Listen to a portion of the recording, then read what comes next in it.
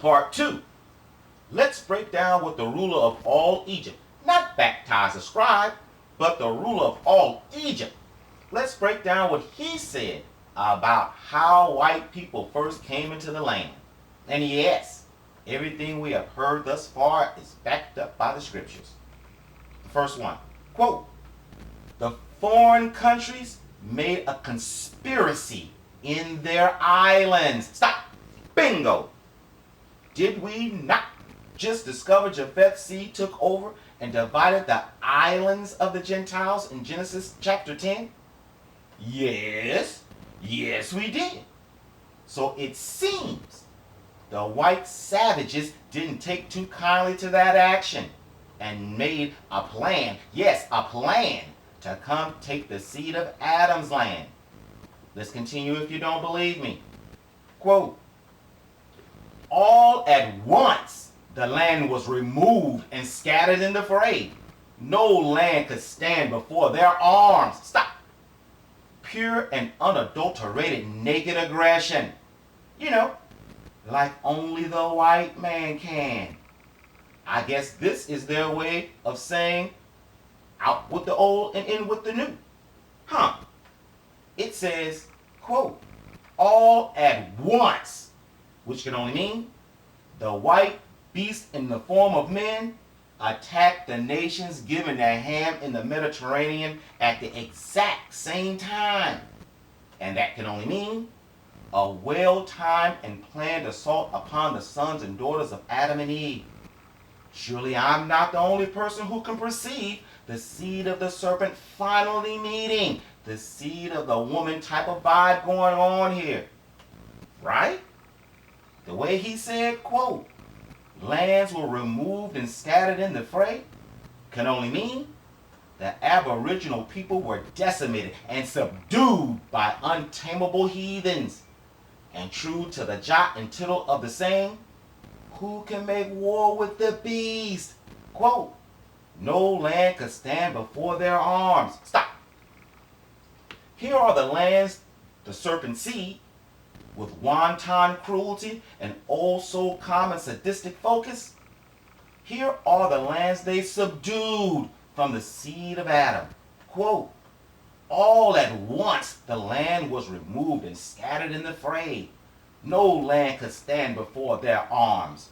From Kuti," which is the Hittites, Turkey.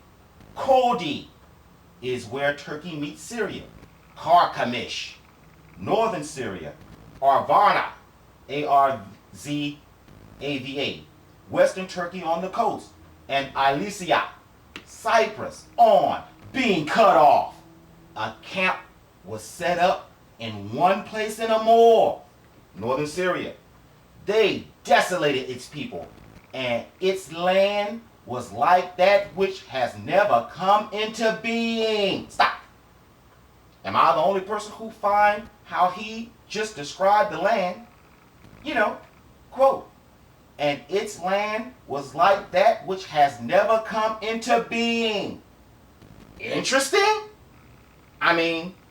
This sounds a little melodramatic and oxymoron, don't you think?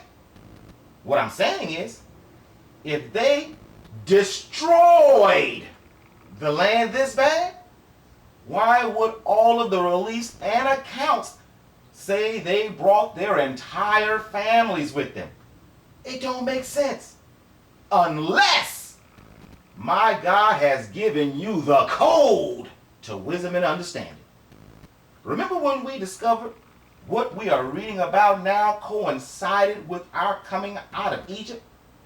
The way I figure, seeing this first wave of a white scourge of the earth event loom so large in the history of the world, it just gotta be in our holy writings, thus proving authenticity.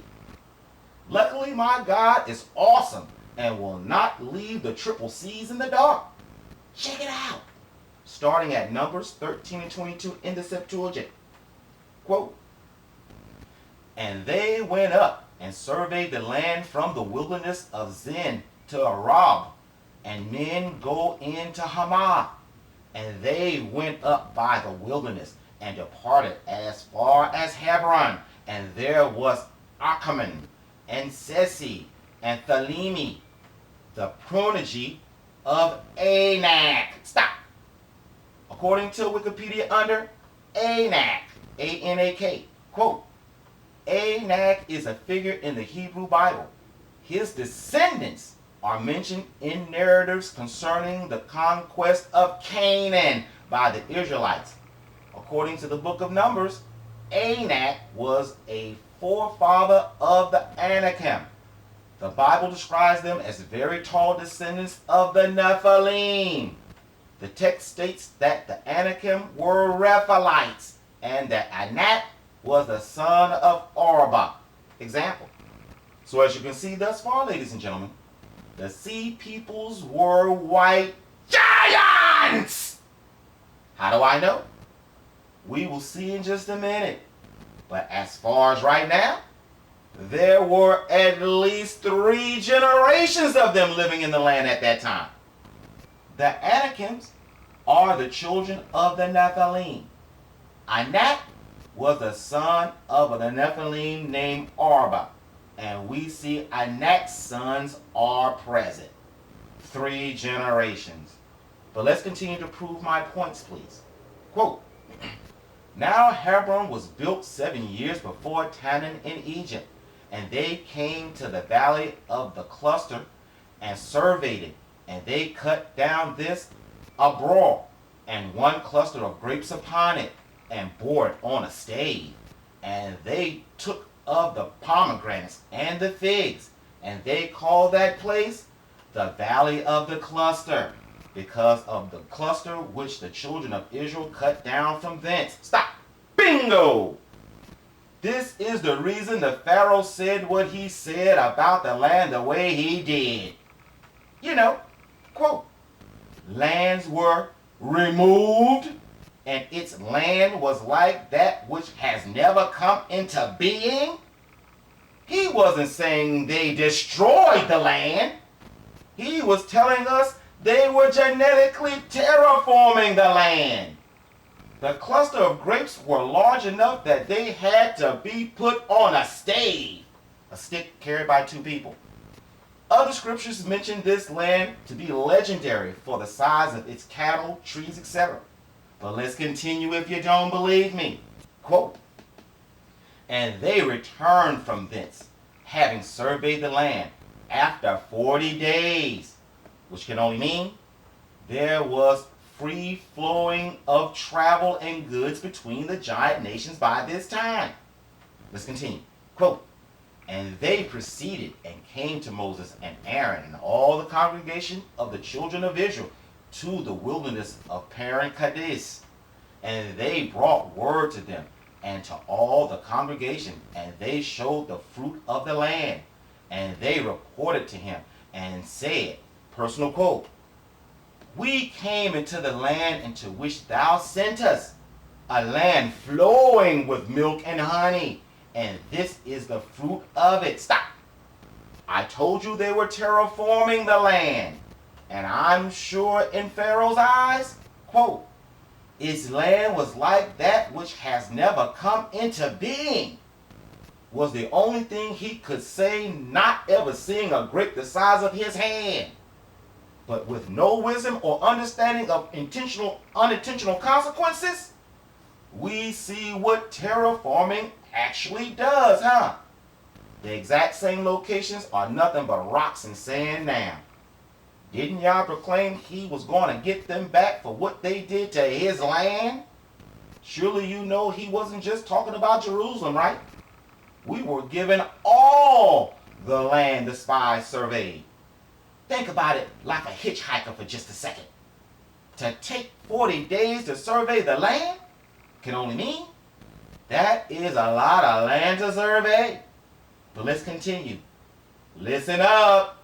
Quote, only the land that dwells upon it, only the nation that dwells upon it is bold. Oh, okay, let me back it up. Let me give you the context. He just said something good. Now he's about to say something bad. That's what it means. Okay, quote, only the nation that dwells upon it is bold. and they have very great and strong walled towns.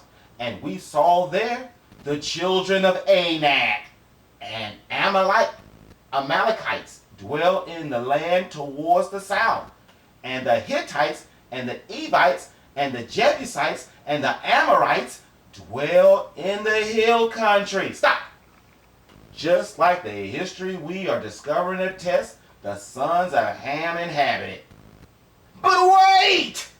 Listen up. Quote, and the Canaanites dwells by the sea and by the river Jordan. Stop. Bingo, bingo. Why two bingos, you wonder? Well, y'all make sure to let us know exactly what's going on. What I mean is, y'all made sure to tell us that Canaanites inherited not only the Mediterranean seacoast, but all the way around to Lebanon. For there is where the river Jordan starts. So as you can see yet again, the original inhabitants of what you call Africa, the Middle East, and all of the Mediterranean seacoast, which can only mean Italy, Greece, Cyprus, Spain, Turkey, Syria, Lebanon, and Israel, were all originally occupied by those the modern Europeans despise and abuse the most. Yep, worldwide colored hatred. But let's continue, please. Surely after hearing all of this, and knowing my people like to take the least line of resistance, the Israelites' faith wavered. Check it out. Quote, and Khalid stayed the people from speaking before Moses and said to him, personal quote, nay, but we will go up by all means, and we will inherit it, for we shall surely prevail against them. But the men that went up together with him said, personal quote, we will not go up, for we shall not by any means be able to go up against the nation, for it is much stronger than we. Stop. Now are you catching why my God was so pissed? Or should I say, hurt by our ancestors' wavering faith in him? So hurt, he made them wander until all of them except two that had faith died off. How would you feel? I mean, didn't my God just do some of the most miraculous miracles right before their very eyes? And they still doubted? Let's continue to hear these scary cats whine, we'll never make it, it'll never work, type crap. Listen up. It's not all paradise. Quote, and they brought a horror of that land which they surveyed upon the children of Israel, saying, personal quote, the land which we pass by to survey it is a land that eat up its inhabitants. Stop. Bingo. Why bingo, you wonder? Because this proves they were terraforming the land, and the unintended consequences was sinkholes.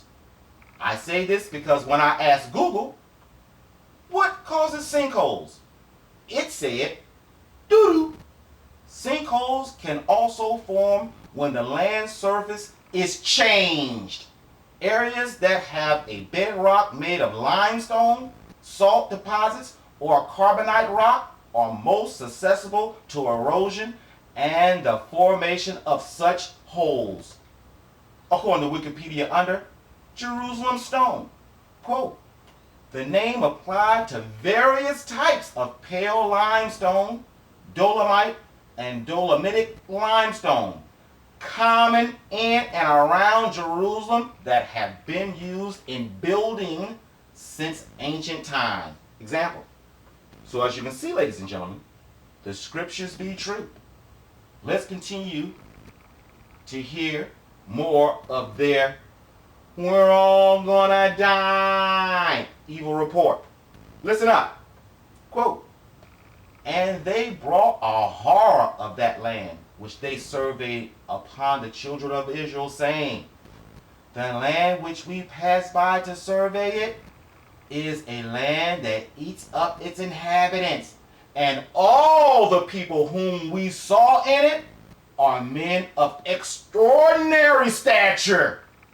And there we saw the giants, and we were before them as locusts. Yea, even so were we before them. Example. So as you can see, ladies and gentlemen, not only was the giants themselves there, we discovered their seed, and even their seed were in the exact same landmass and history timeline. Super duper white dudes invaded the children of Adam's abodes. But wait! And it fits the terrain descriptions the Pharaoh of Egypt encryptedly wrote. But that's not all, folks. Am I the only person to proceed? Yes, the seed of the angelic evildoers were in the place, but am I the only person to perceive not only was the land and food genetically altered? Well, when you heard, quote, and all the people whom we saw in it are men of extraordinary stature, what did you perceive? I perceived the poor innocent seed of Adam, who were not butchered by the white rapscallion raising, were subdued and turned into gibbers themselves. Would this be? Could this be the reason why some African tribes have 6 fingers and toes? Would this be?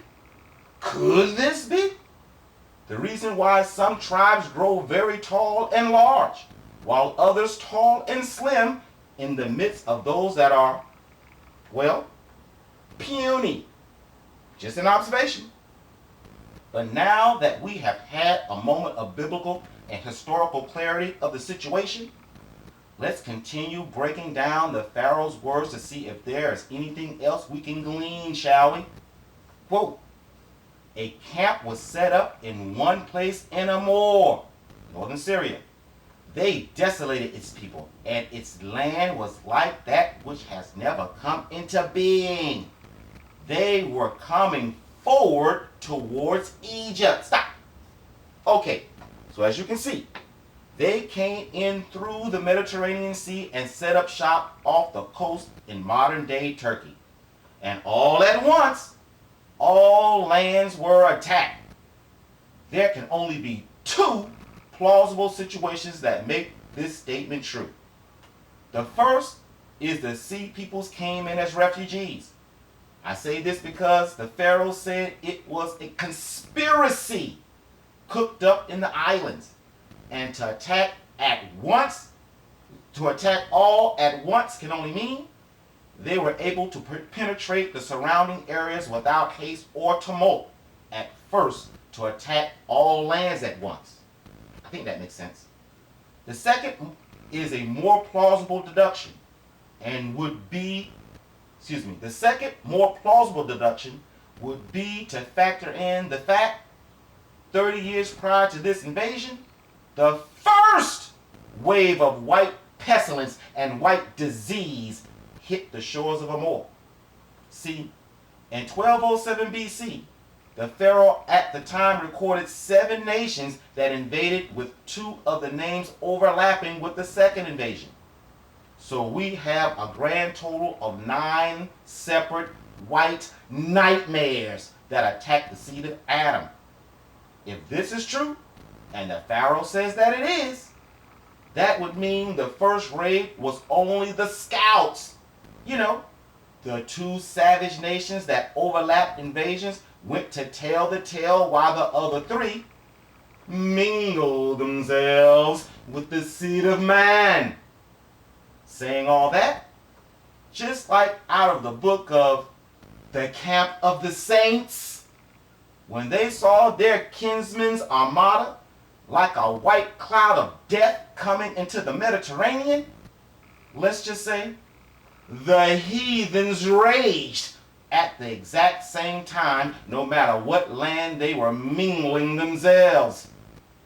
This will give credence to it being a conspiracy and give an explanation on how all the nations unfortunate to be infected with the white pox were attacked at the same time. Tell me your perception in the comment section, please. Let's continue breaking down the Pharaoh for more clues. Quote, while the flame was prepared before them, their confederation was the P-E-L-E-S-C-T, the T-J-E-K-K-E-R, the S-H-A-K-E-L-E-S-H, the Dinyi, and the W-E-S-H-E-S-H. Lands United.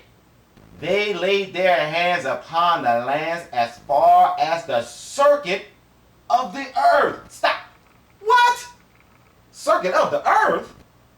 According to Columbia University under Turkey at a Glance. Quote, the lands of Turkey are located at a point where the three continents making up the old world, Asia, Africa, and Europe, are closest to each other.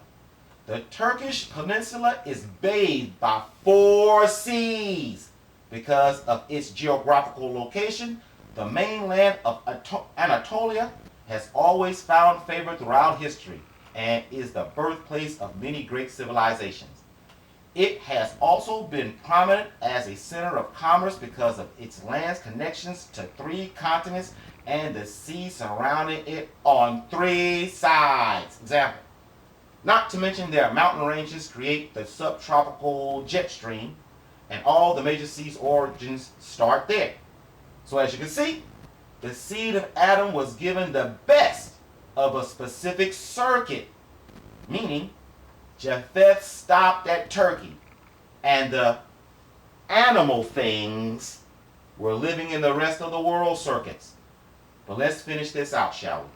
Quote, they laid their hands upon the land as far as the circuit of the earth. Their hearts confident and trusting. Personal quote, our plans will succeed. Example, I told you this wasn't some random migration of wickedness. This was the serpent seed's plan, to plant, aerate, fertilize, and manicure their tare among my God's wheat, just like the scriptures attest. So there you have it, ladies and gentlemen, the first of 2 waves of white death into circuits of the earth the seed of Adam inhabited. Thank you for looking at this video. My God's will, look for the second and most dangerous influx of the white flux against the seed of Adam. Oh yeah, if you pause on the images left by the Egyptians of the battle and look real close, you can definitely tell they were fighting against people who didn't have color. And they had color, so you know what I'm saying. And something else, they had horns on their head, on their helmets. And they had the plumes. Now, I do know the plumes were the Philistines. Now, when you research this stuff, try to prove me wrong like I know that you are, and you should. They're going to integrate and say those images are Philistine. That means they're the sea people. No. Read what we just read with understanding. They took over the Philistines' land, and those who did not die was incorporated. So yeah, they're not going to give them new armament. No, you're going to use the stuff that you had. But you're going to come with us. And we're going to terraform you, genetically alter you, make you big and strong. So, thank you for looking at this video. God's will, look for the next. It should be real soon. I've already written 3/4 of it. Yeah. Hallelujah.